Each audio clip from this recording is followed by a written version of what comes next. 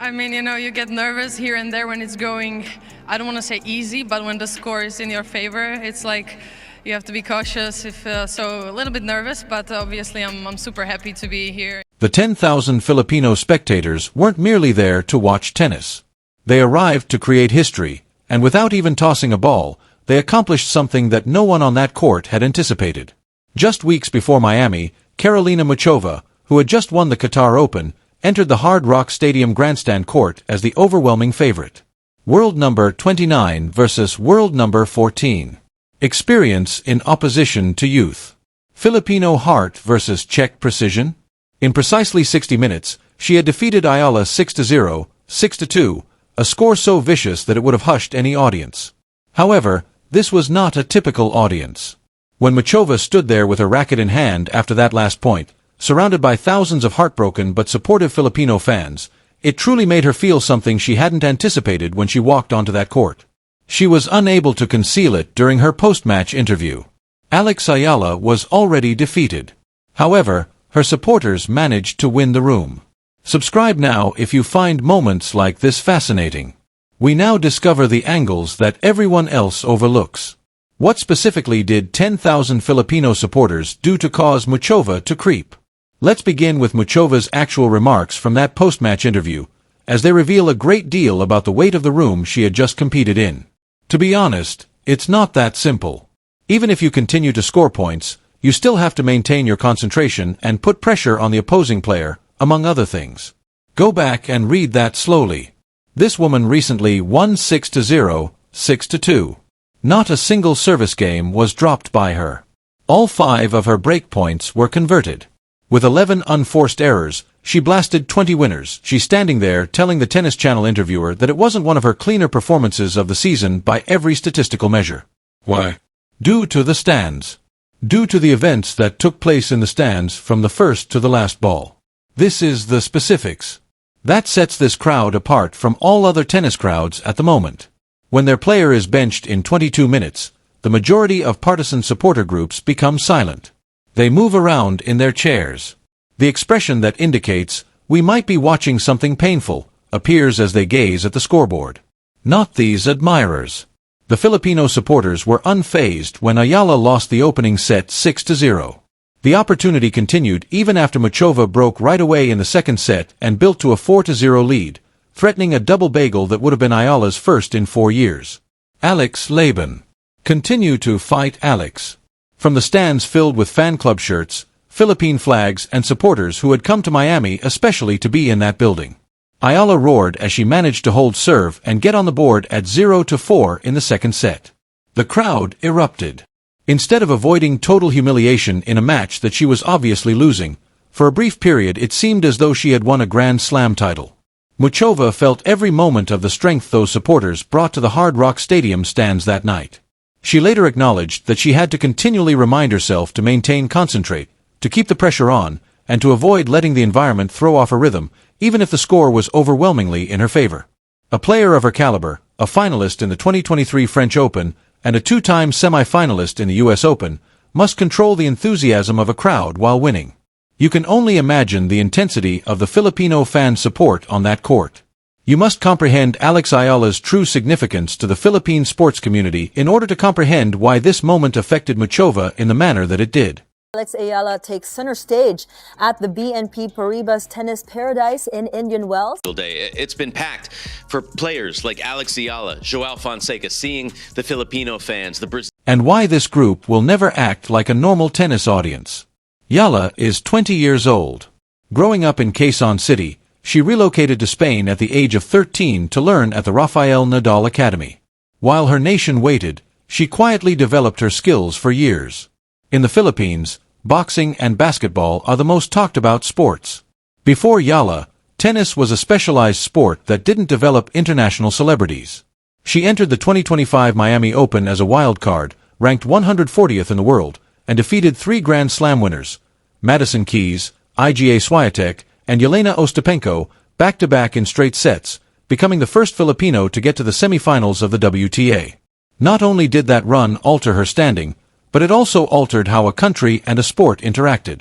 Ayala was ranked number 29 at a career high by the time the 2026 Miami Open rolled around, and her fanbase had grown to be something the WTA had never seen before.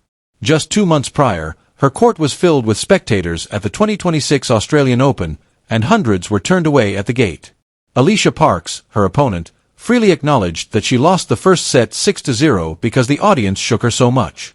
The phrase began to be used by other players, television commentators, and tennis forums. Everywhere Ayala played, the Filipino supporters transformed neutral sites into home courts. The only thing that made Miami unique was its size. This felt more like a national event than a tennis match because Hard Rock Stadium can accommodate it, and the Filipino-American population in South Florida, one of the biggest in the country, turned out in significant numbers. Ayala lost, and this is where the story takes a turn that particularly affected Muchova badly.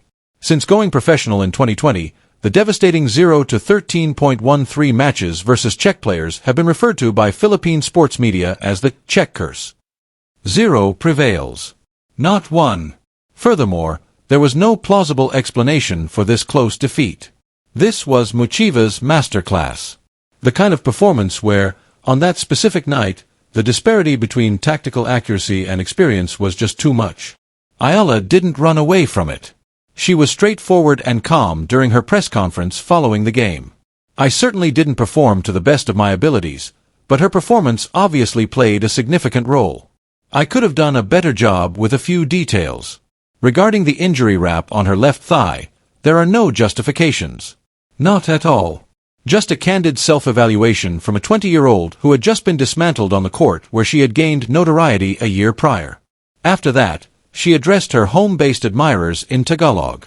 Hindi Nadidis Maya Masayapadan. Greetings to all of your loved ones, Tuloyang Laban, and let's go to Europe. Translation: I'm still content and not let down. Many thanks, fellow Filipinos.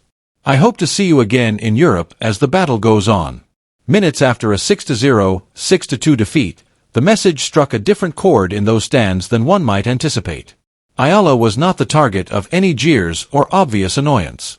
Rather, the audience reacted with prolonged cheers that apparently persisted long after she had left the court. At that exact moment, the story changed from a match outcome to something much more relatable. Muchova heard it while she was still in court. This is a story that merits accuracy rather than hyperbole, so let's be exact. At the net, Muchova did not break down in tears. What transpired was more nuanced and, in many respects, more revealing. She clearly found it difficult to describe the experience in her on-court interview just after the game. She talked about being anxious even though she won easily. She discussed how hard it was to stay focused when there was such a strong emotional atmosphere around her. There was a noticeable emotional change in her demeanor as she recognized the crowd, the Filipino supporters who had just witnessed their player's defeat and were still present, vociferous and pouring support into the building. This player has previously shed tears on the court. When Muchova saw her ex-boyfriend in the crowd during the 2025 U.S. Open, she became obviously sad. She has never concealed her emotions.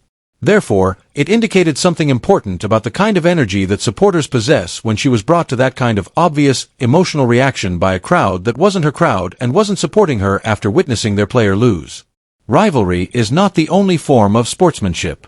It is extremely uncommon in sports to support your player through a humiliating score without becoming unpleasant or creating an embarrassing environment, and then to maintain that support gracefully after the defeat. Muchova saw it, and it affected her. There is more to this moment than just one game. Ayala's clay season will start on April 6th at the Linz Open in Austria, a WTA 500 event that will be her debut clay court competition at that level. Miami has a significant negative impact on rankings. She can't protect the 390 points she gained from last year's semifinal performance, which causes her to drop about 270 points and tumble from number 29 toward the mid-40s. However, the cultural narrative is moving in a very other way. The Philippine Women's Open, the nation's inaugural WTA competition, was formally introduced by the WTA in January 2026 as a direct result of the spike in interest that Ayala generated.